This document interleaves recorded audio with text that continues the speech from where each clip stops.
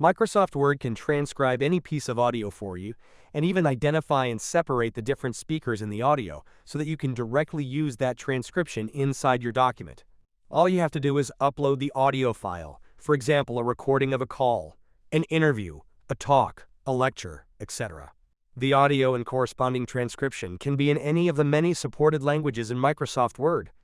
To transcribe audio in Microsoft Word, go to the Home tab, click on Dictate, and then select Transcribe.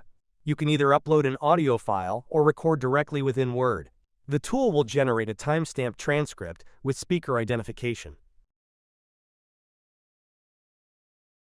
Once the transcription is complete, you can insert the transcript into your document.